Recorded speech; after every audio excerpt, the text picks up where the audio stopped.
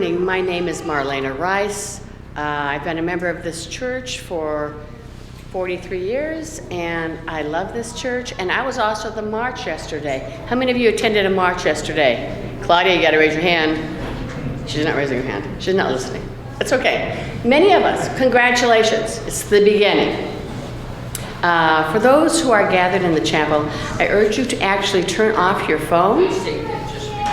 Oh, I back up. Welcome one and all to our Unitarian Universalist religious community.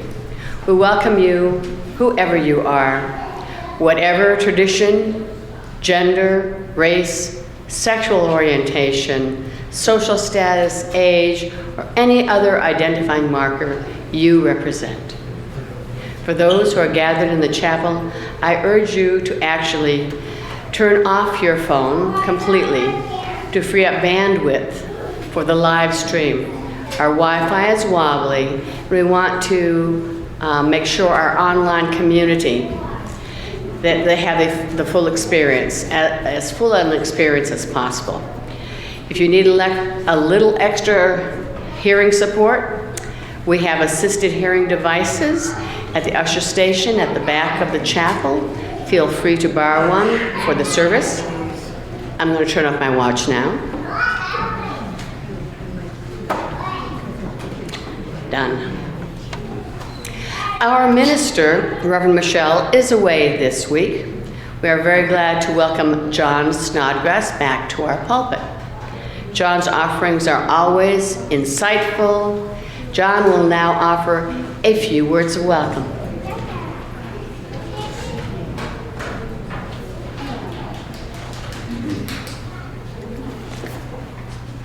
Good morning. So there was an art gallery opening, and the artist was kind of milling around and saw this art critic standing looking at one of the paintings. And the artist walked up to the critic and said, so what's your opinion on this piece? The critic said, it's worthless. And the artist said, I know, but I'd like to hear it anyway.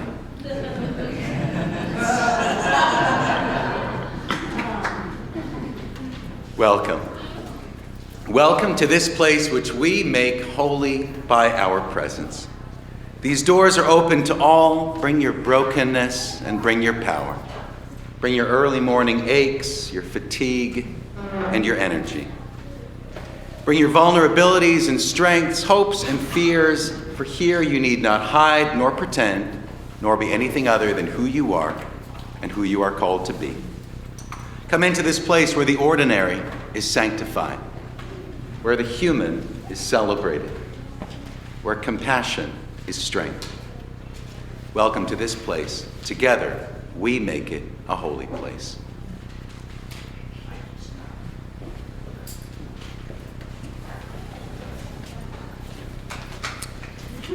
That's wonderful. Thank you, John.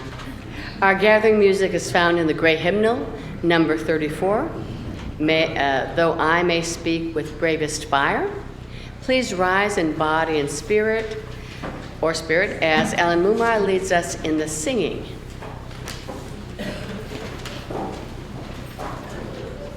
Oh,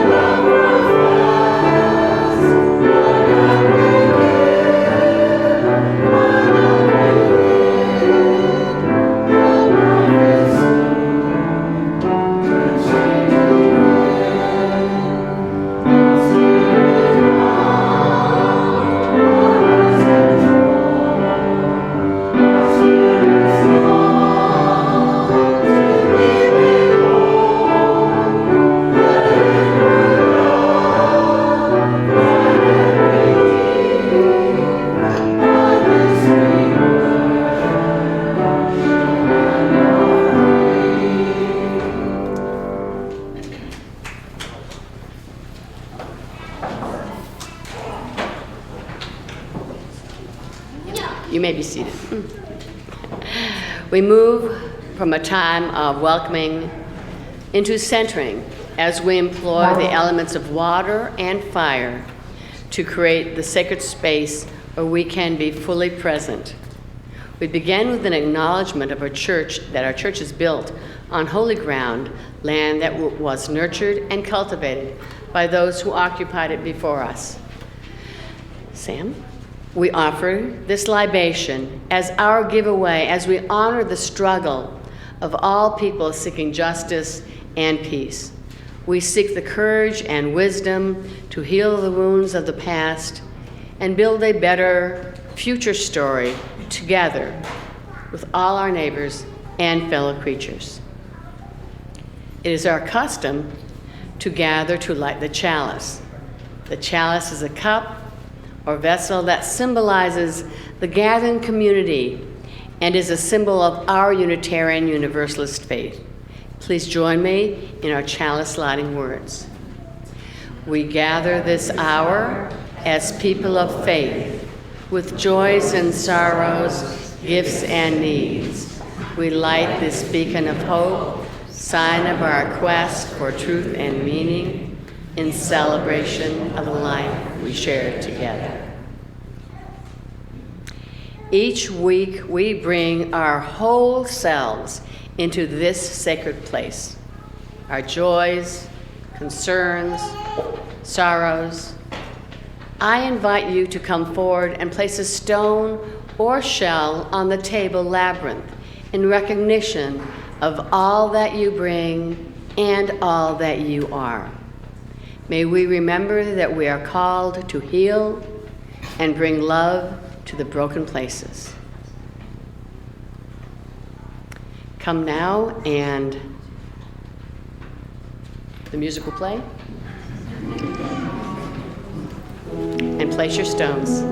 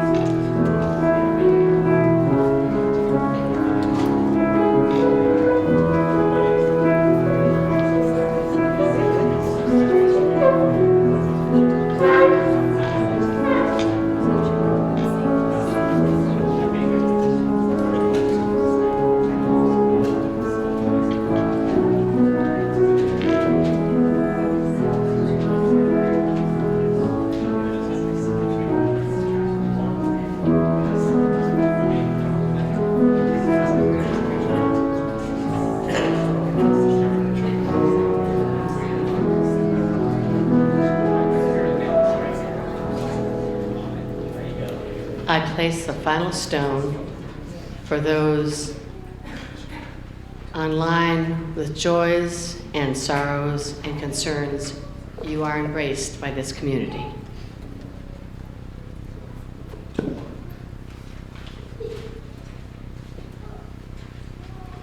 And now, let us share a few breaths as we expand our circle to include those who may not be present, but whom we carry in our hearts. We bring into our circle of love and care those who are ill, those who are in pain, either in body or in spirit, those who are lonely, those who are overwhelmed and feeling hopeless and lost, those who have been wronged. May our hearts remain tender even when we would create a wall around them. May we continue to find hope in the goodness of life and the source of love. May we find strength and peace and the courage to carry on. Amen, and blessed be.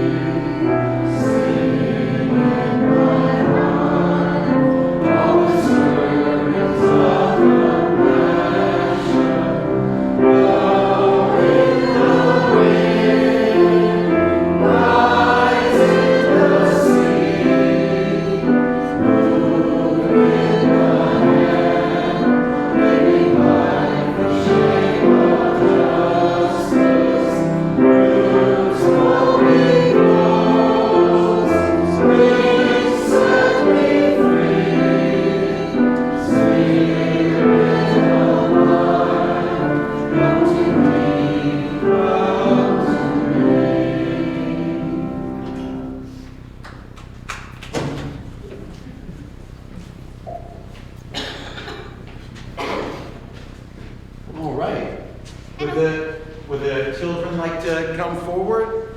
We got a special surprise up here.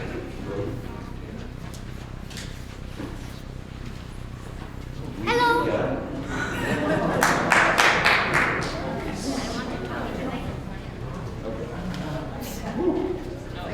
Yeah, we have a little campfire up here. Don't worry. This is gonna be safe. Come on up, guys. All the way. Come on up here. It's okay. Here, you want to come to the steps? You can stay back there. You know, it's not gonna burn you. Yeah, put it down.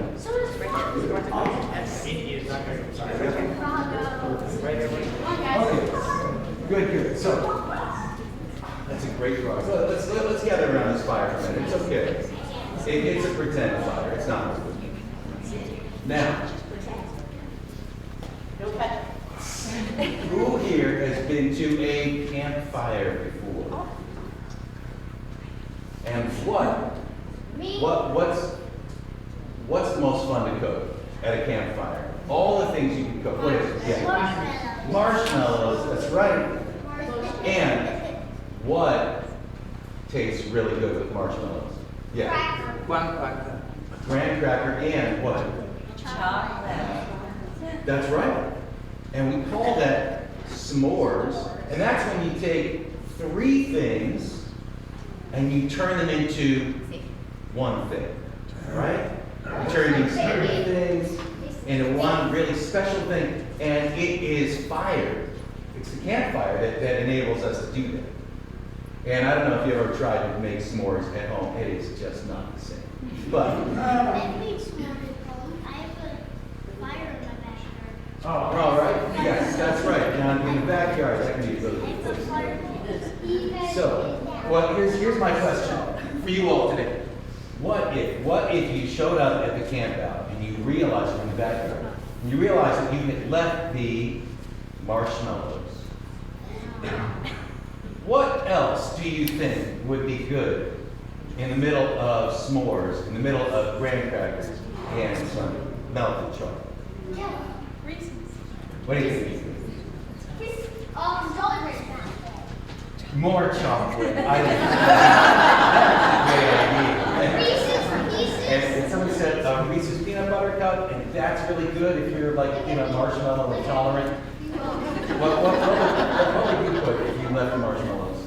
Well, basically, I would still do the Reese's. Basically, what I do is I mix it, and then I kind of just put it in the campfire like a marshmallow, and then shape it into a marshmallow. All right.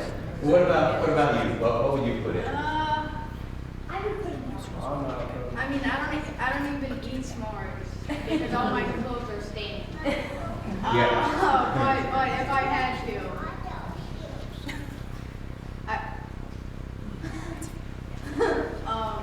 Go ahead, say. I know you're thinking. Big. that's precisely what I was thinking. All right. Or salami. Well, good. Well, these are all really good ideas. And today we're going to be up here. We're going to be thinking up here about using fire to turn one thing into another thing, or to turn three things into one thing. But you guys are going to get to go hang out in Sunday school. So have a good time there, and we are going to sing you out.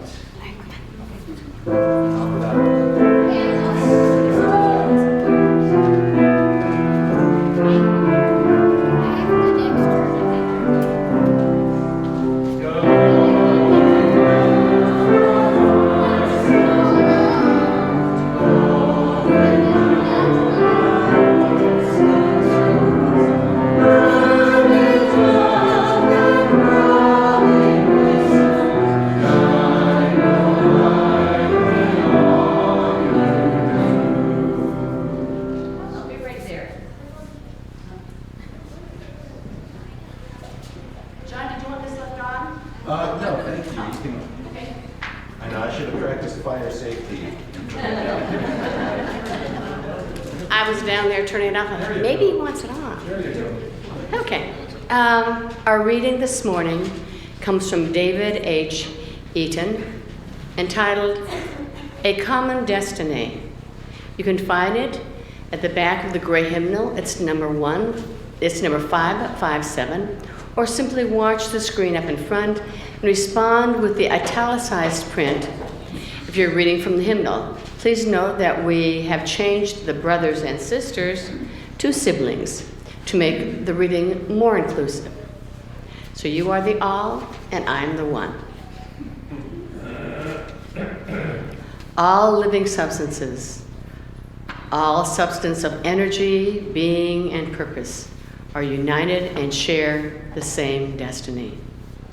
All people, those we love and those we know not of, are united and share the same destiny. Birth to death, we share this destiny with the sun, earth, our siblings, strangers, flowers of the fields, snowflakes, volcanoes, and moonbeams. Birth, life, death, unknown, known, unknown. Our destiny from unknown to unknown. May we have faith to accept this mystery and build bonds everlasting true.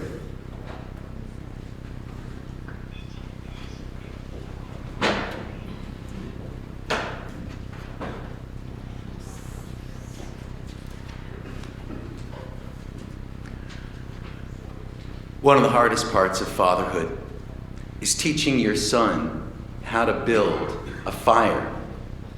I don't know how mothers teach daughters, but here is a transcript of father to son fire making instructions.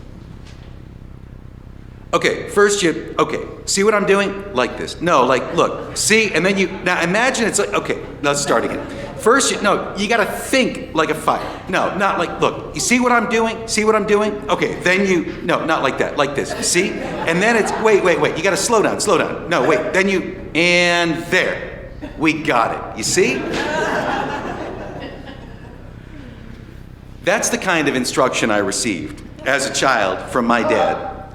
And when I finally learned to build a fire at the age of 25, having been shown 100 times, I was given the clearest, simplest instructions on how to do it.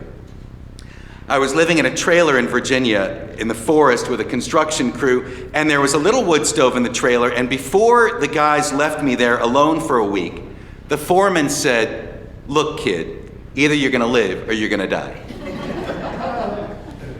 And that explained everything. Like, why hadn't somebody said that before?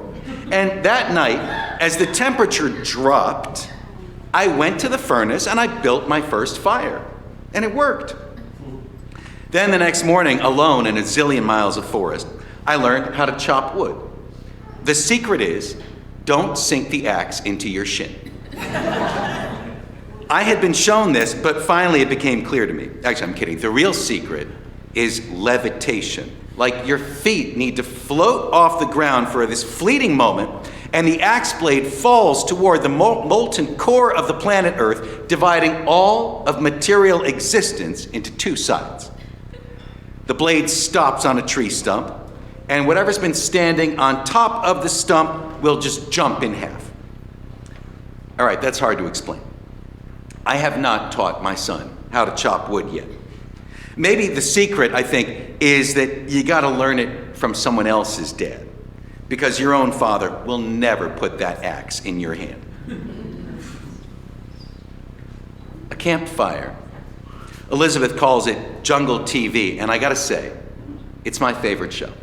It's mesmerizing. Every summer I take the kids camping where Wi-Fi and Netflix and news updates can't find us. And fire is the star of the show. We can just stare at it.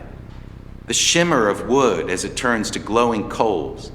You watch sparks travel up into the night sky and disappear. Listen to its crackling like a worn vinyl record.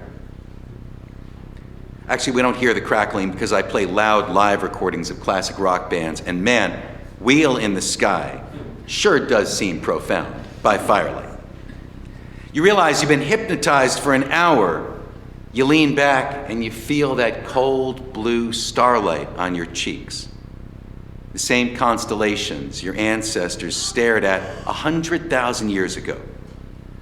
But the stars are so far away, and soon your eyes are drawn back into the belly of this little blaze. When we get home, all of the laundry has that campfire smell. And I take a long inhale from some t-shirt before I drop it in the wash. Like that scent contains the last gasp of that campfire feeling. And then there's the campfire story tradition. My dad's an Episcopal priest, and growing up, I heard him give 1,000 sermons. And I was an acolyte, which meant I got to light the candles before the church service. And I'm embarrassed to say I cannot remember a single one of his sermons. But once he came along on a Cub Scout campout and told this story by a fire. It was a horror story about a guy who'd been horribly disfigured in a burning frat house, and how he tracked down the fraternity brothers one by one, taking his revenge. And it ended with this big jump scare, and all of these Cub Scouts leapt 10 feet in the air. And I thought, man, why don't you do that on a Sunday morning? But now I know it would have been completely out of place. That story belonged at a fire circle. It's a whole different ritual. Fire is like this pet that we've tried to adopt. It's hungry, we feed it, we keep it alive or it dies. Long before humanity began attempting to domesticate plants and animals, our ancestors tried to claim and tame this otherworldly force, this element, neither earth or water or sky or plant or animal. It is completely something else. It's an organism that doesn't have a body. It's a spirit in the material world. It's a hungry ghost. I read somewhere that of all things in nature, fire is the one with which humanity has the most in common. Unchecked growth, unbridled appetite, and a habit for leaving wastelands in our wake. I find this to be a really pessimistic view of humanity. And I've studied enough so-called primitive cultures to know that our species is not inherently destructive. And yet when I think of human cultures in which the spiritual realm is more highly valued than the natural world, I do see this kind of destruction. Maybe I should say that the quest for otherworldly paradise gives us an easy excuse to create hell on earth. When we talk about humanity's development from fear of fire to use of fire to the ability to make fire, fire was a spirit, destructive and uncontrollable. Then it was a magic wielded by a few. And then it became a science with recognizable origins and patterns. The adoption of fire, the spread of the knowledge about how to domesticate it, spurred the first great leap in the size of the human population. Learning how to cook greatly expanded humanity's dietary possibilities. We became nearly omnivorous. If you don't believe me, take a bite of a raw potato. It's poisonous. Or eat some raw pork or shrimp and you'll be dead. But you cook it a little and you're fine. Not kosher, but at least technically alive. Cooking also, and yeah, this is kind of offensive, but don't hate me for saying it. Cooking also enables us to kickstart the digestion process of our food before we eat it. Like breaking down sugars and softening roughage and tenderizing steak. When they bring your dinner at a restaurant, the chef has already done 2/3 of the work of digesting your dinner in a steel pot. You barely even have to chew it. In his book, Sapiens, Yuval Noah Harari says that after fire started doing the heavy intestinal labor, the human body had more energy to spend on developing this big brain so that we could sit in front of that fire and think about it and talk about it. And our early human ancestors used fire to encourage the growth of prey animals. Controlled burning can clear underbrush and shape pathways through the jungle, giving snakes less places to hide and steering the deer and the elk into easy ambush spots. The indigenous Americans, who did not domesticate animals except for dogs, used fire to shape the forests so that game animals could be dependably found on predictable trails. In the Midwestern plains, fires were used to clear forests and create grasslands where the buffalo would roam. And prehistoric Europeans carried torches into darkened caverns to imprint game animals into the belly of the earth. We have the next picture, please. Yes, please. When I was young, I heard about cave art and imagined Cro-Magnon painters, or Chromantics, trying to lure lovely Neanderthal redheads into their man caves to see some new highbrow masterpiece in a lowbrow world. But the idea of a cavern as an art gallery with track lighting and parasites and slimy, cold-blooded invertebrates, by which I mean critics, that's not the Neolithic underground art scene at all. A lot of these prehistoric etchings are carved in deep caverns where there is no natural light, where you needed a torch to get in and then enough torch to find your way out. But journeying into this cavern, the womb of the earth from which the animals were supposedly born, and retracing these animal shapes in the deep walls, it was necessary to fertilize the land to produce these animals. In this set of beliefs, the hunter is dependent on the animals, and the animals are dependent on the spiritual magic of the people. Some of these cave etchings are remarkable in their realism, and we're very fortunate today that we don't need to crawl through dank rock with torches to see them. They're all online. Well lit, we can see them in the heated comfort of our own home. But if we viewed them by firelight, by torchlight, the natural flash and flicker of flame would give them a supernatural glow and movement. Torchlight would make these images alive, pulsing with anima, spirit, in a way that we can't see on a screen. The dancing shadow of the viewer could even reach in and interact with that spirit creature. These cave etchings are some of the oldest known traces of human religion. And based on commonalities in different regions, we could almost say that in the beginning, there was one human religion, a religion of wonder and abundance, but also a religion of fire. Fire is part of every religion today. Bonfires, torches, oil lamps, candles, the chalice we light at our gathering. The fire is a portal between the material world and the spirit world. You can watch it, a living thing like a tree limb or a hot dog that fell off someone's stick, turn to dust. The sizzling sounds like a spirit escaping. And don't ask what spirits lurk in a hot dog, we just don't know.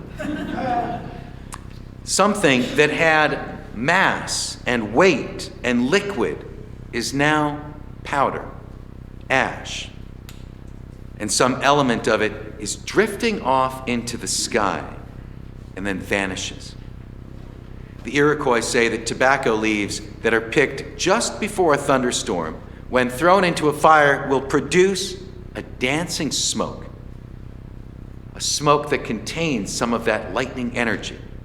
And the Creator wants to see this dance. They also say if you burn a white basket at midwinter time, the smoke will rise up and become a dog spirit to keep the Creator company. The Cherokee of North Carolina say that the fire came to the animals first, before there were any humans on earth. They watched as lightning struck a tree on an island and knew that they wanted some of this flame for themselves. A snake swam across to get some, but the fire burned it. And a bird flew across, but also failed to bring some back.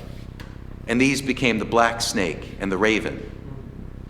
But the spider, an old grandmother, having thought about the problem, wove a bowl of webbing on her back, darted across the water, and returned with this glowing coal.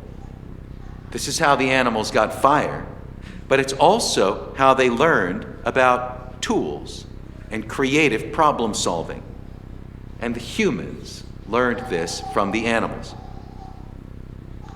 In Greek mythology, it's a whole different story. That's the Titan Prometheus who steals fire from the gods and shares the secret with humanity. And the gods are furious because they fear that this will give the humans too much power and make the people less dependent on the gods.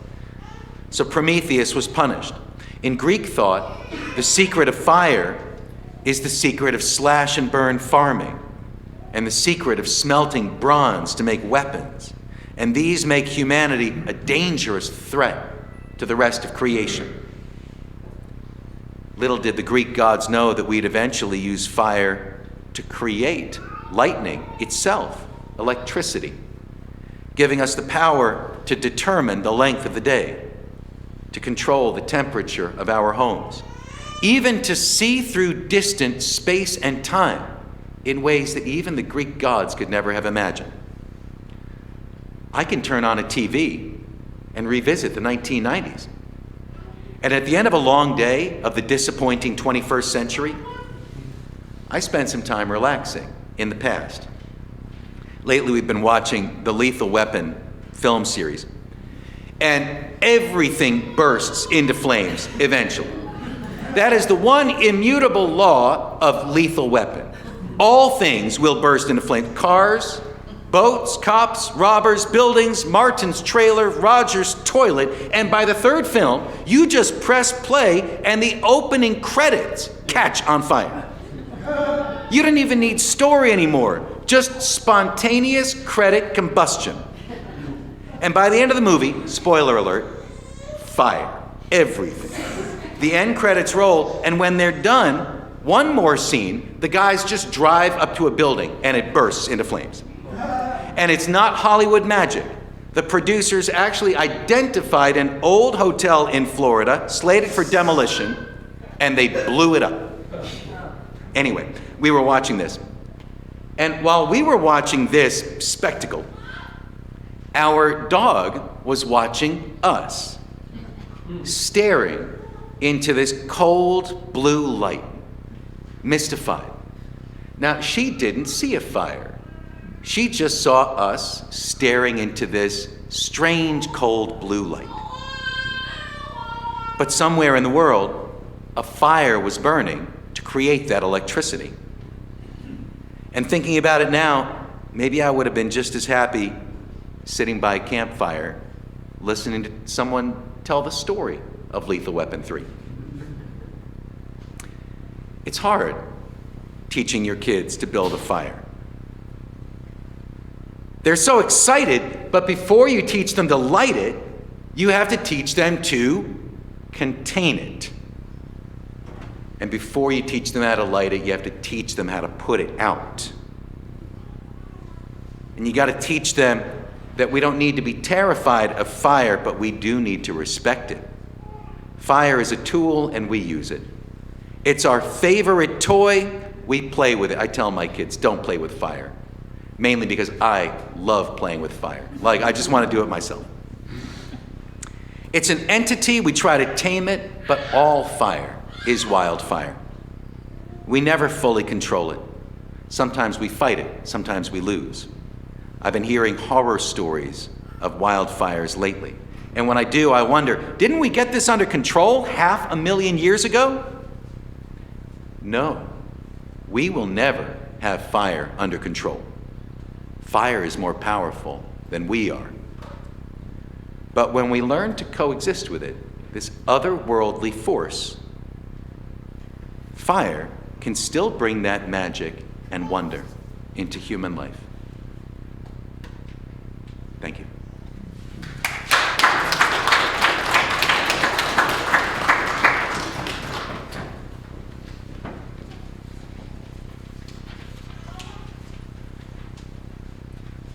Our song in response is appropriate. Excuse me? The Fire of Commitment, found in the Teal Hymnal on 1028. Please rise in body or spirit as Ellen comes forward and leads us in singing Fire of Commitment. Thank you.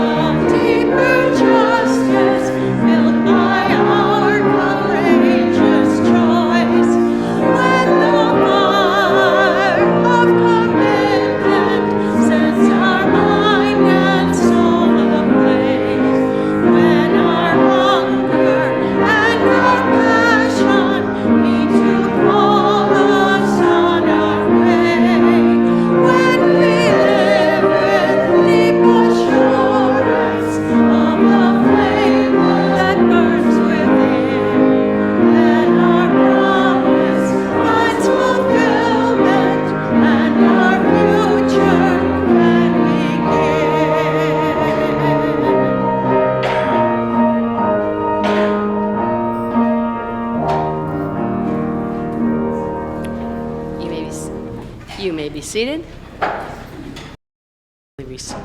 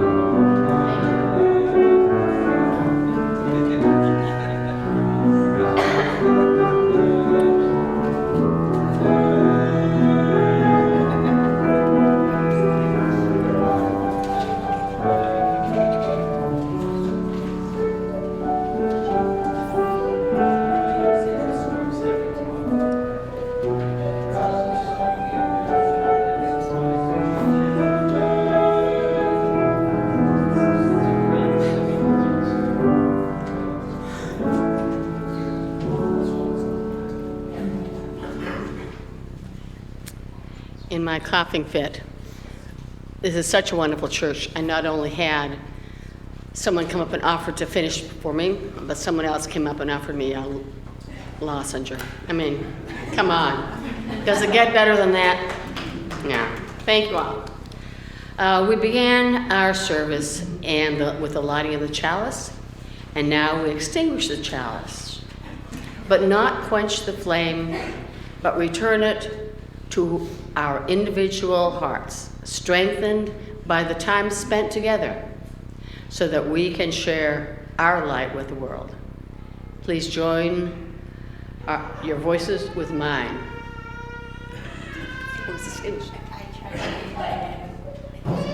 We'll just say the words. We extinguish this flame, but not the light of truth, the warmth of community, or the fire of commitment. These we carry in our hearts until we are together again. Once more, what a wonderful community. Thank you, Linda. As our service draws to an end, our service to the world is ready to begin. You'll find many opportunities for growth and service in your order of service and on the website. All are invited to stay for coffee and conversation, and today it's not in the Emerson room, it'll be out in the lobby because we have a special occasion in the Emerson room today.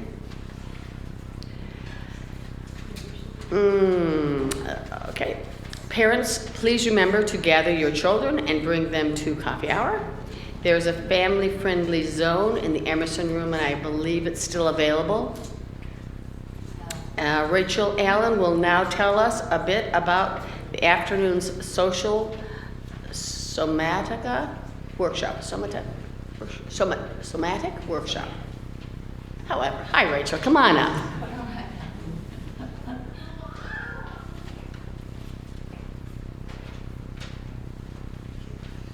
Good morning. Good morning. It's a blessing to be here. I'm here from Johnstown, Pennsylvania.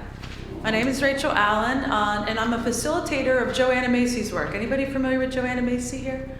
So what we're doing in this workshop today, this work that reconnects, is we're connecting to our humanity in a time of multiple crisis. Does that sound like something that might be nourishing to you right now? So we're going to be doing that through a series of teachings from Joanna's work, the work that reconnects, and then practices. Some of the practices will be very gentle movement that can be adaptable for anyone. Some singing and just some group exploration and group processing of living in a time of polycrisis and maintaining and expanding our collective humanity for each other and for the planet. So I encourage you to, if you didn't sign up, I think you can still come. So we have lots of space open, and I'm grateful to be hosted by this congregation and inspired by your community here and your lived practice. So thank you.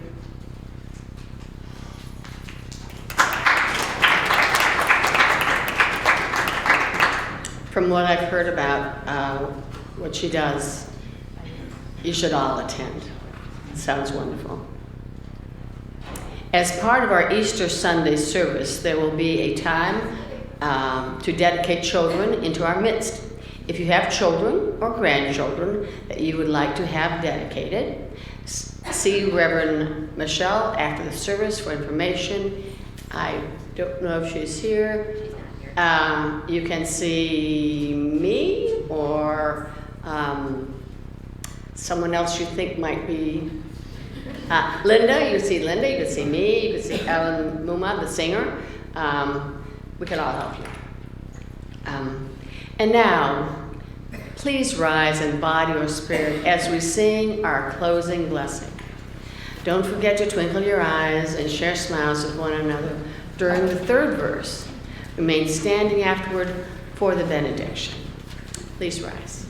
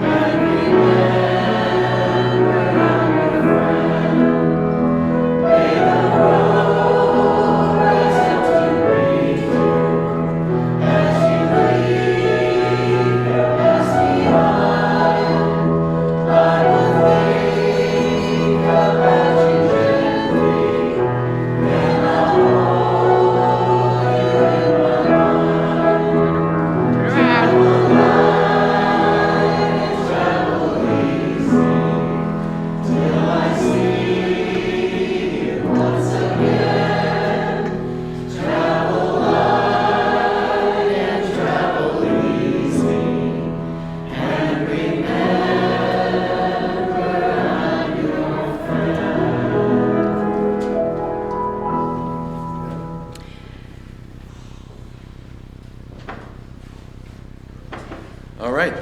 Well, before I let you go, we had 3 fire-themed instrumental songs during today's service today. So I want to know who can name one of those songs that we heard on the piano today.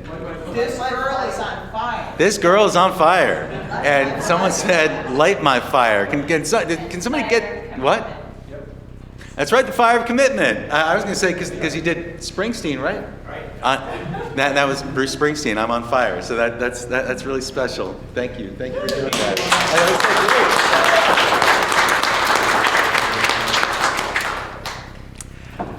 Together, we have sanctified this space. If you have found strength and comfort here, share some out there. Remember that you are blessed, and you are a blessing, and you are not alone. Go in peace.